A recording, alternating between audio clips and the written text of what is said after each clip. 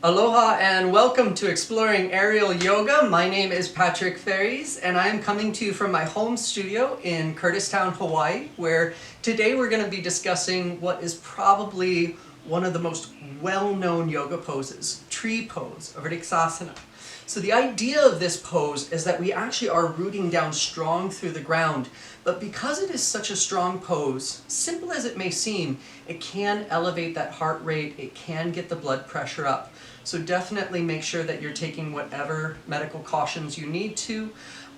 This isn't one that I think that you'll need a lot of support for unless you are going to be standing in the fabric. Please make sure that you have a spot if you're not familiar. The fabric is going to be lower here, knee height, maybe even shin height is nice if you're just starting off. You can go much higher, of course, into the hips if you'd like. If you do and you're not that familiar with practice, definitely make sure you have a spot and a crash pad. So safety check is always important here.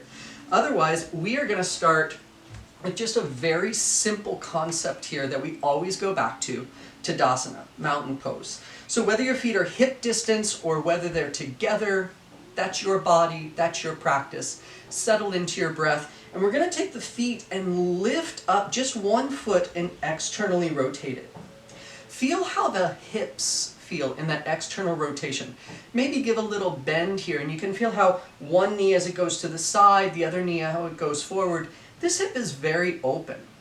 Bring that foot back, and now glue your feet to the ground wherever they are. But while they're glued to the ground, externally rotate them. Even though my feet don't look like they're moving outward, I'm actively pushing my feet out here. This opens my hips up.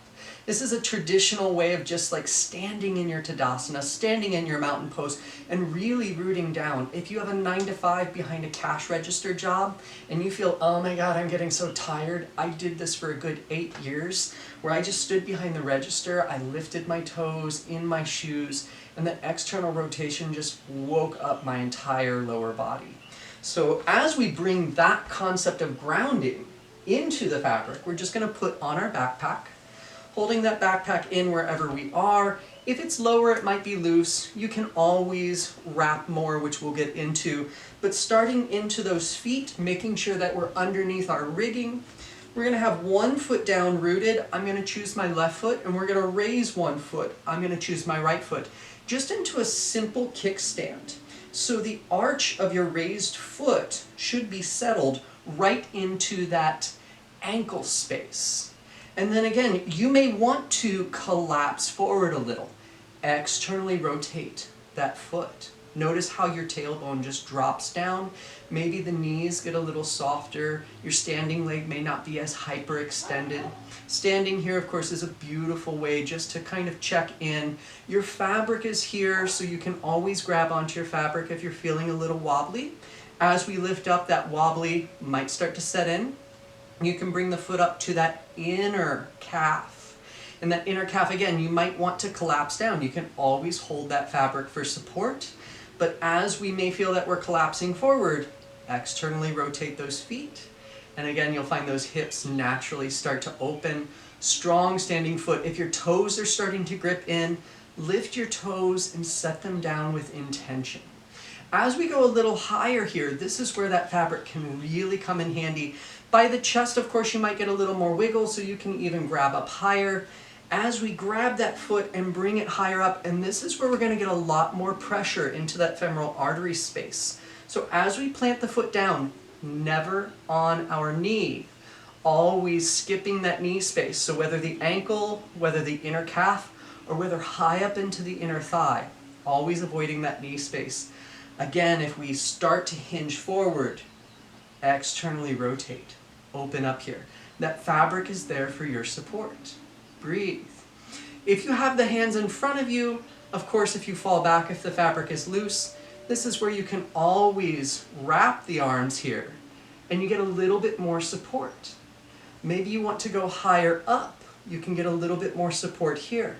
So the fabric is just a simple prop here. Nothing too exaggerated, nothing too circusy. But as we come out here, we're going to get into the fabric for our next variation. Getting into the fabric, always making sure that we're not swinging. And again, if you need a spot, If you need a crash pad because you decided to raise up the fabric so high just because it's fun, I admit. We're going to take one foot forward, we're going to make sure our arms are high, we're going to lift that foot and we're going to find our center so that we're not swinging. If we're swinging, we really won't get the most out of the pose. Maybe you enjoy that, that's okay. We're going to replace that foot stepping through just so that that weight changes. So I'm going to go into my right foot here, and of course whichever foot we're going to move through, we're going to keep that opposite foot in front of the fabric, coming through the center. Your safety for arms are always going to be in front of you, crossing so that if we fall, of course, you'll have that nice support there. As we start to move through, we're going to wrap that foot forward, around, and behind the fabric. So if I push this down, of course we can't get down to the ankle because there's no real floor there. Maybe you could just from the side of the fabric, but here on the inner calf, you'll start to feel that fabric is pushing back onto the thigh, a little bit higher up into the glutes. So you have to be much more active here in opening up. This is going to take your tree pose to a whole nother level of strength. And you can already feel that if you're here. Again, maybe just actively in front of you, maybe a little higher up. I would not recommend open because of course if I were to fall back, my hands are not going to be here to support me. Let's go a little higher if you want to. And as we go here, if you find that ability not to be able to grab, you can always reach through the front. Just make sure that you're holding fabric good and tight. And then of course you can actually bring that leg further up into that inner thigh space. Setting up for this is not as easy as it seems. You can pull the body up a little if you'd like. And again, always avoiding the knee, but now you can see I can't even open my leg entirely here. So work within your capacity. This is going to be a lot more strength as we externally rotate that hip, knee pointed out, finding your form. And again, if you have done tree pose, if you're familiar with tree pose, and now you're trying it in the fabric, this is a whole new level of strength.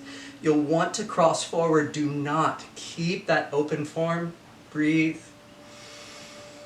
2, maybe one more breath. And of course you can stay here as long as you want. We're going to come down. Because I'm so low to the floor, I of course can just step down. Maybe you're a little higher. You have to sit down before you step out. However you enjoy this pose, I just hope you're enjoying it. If you did, please like and subscribe.